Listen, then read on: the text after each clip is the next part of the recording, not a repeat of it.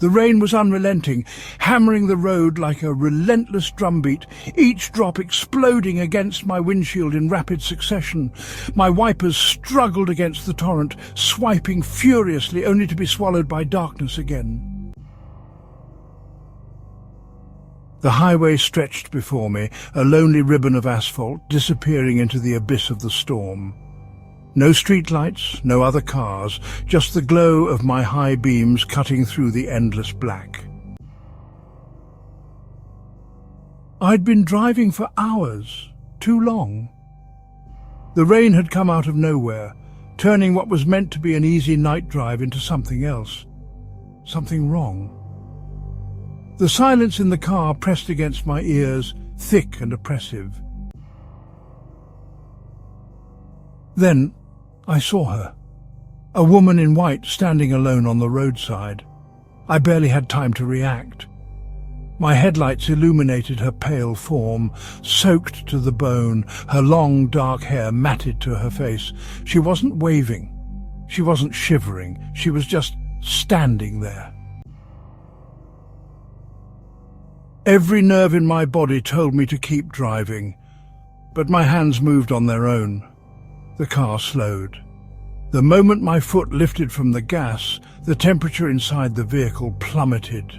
My breath curled in the air. My fingers tingled with the bite of sudden cold.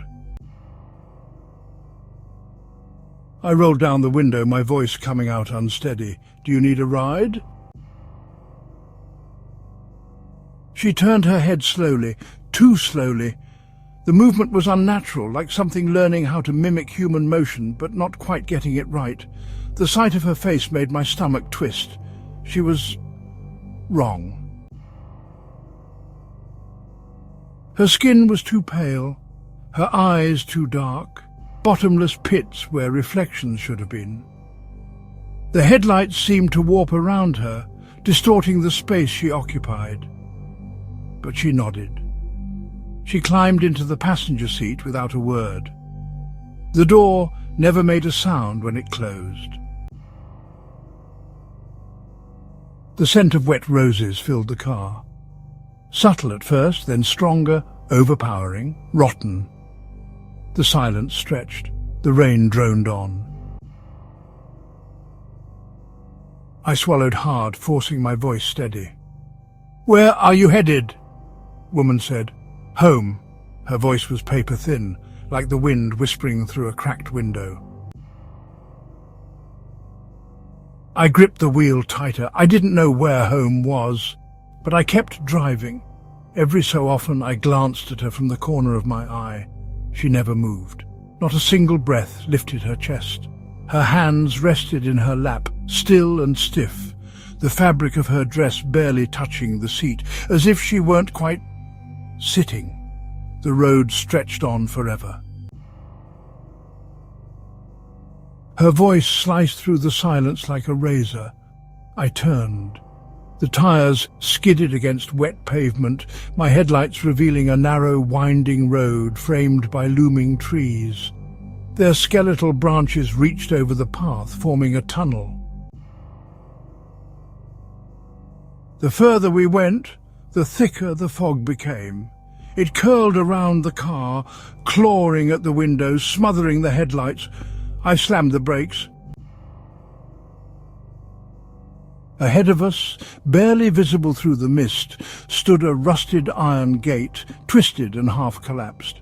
Beyond it, tombstones jutted from the earth like broken teeth, swallowed by creeping vines. I turned to ask her if she was sure, but she was gone. The door hadn't opened. The seat was bone dry. The scent of wet roses lingered. I stared at the passenger side window. The glass was fogged up, and on it a single faint handprint. The next morning I came back. I had to know. I found the cemetery unlocked. The gates groaned as I stepped inside. The air was thick with the scent of damp earth. And then I saw it, a newer headstone among the crumbling ruins, her name, her face. She had died 30 years ago.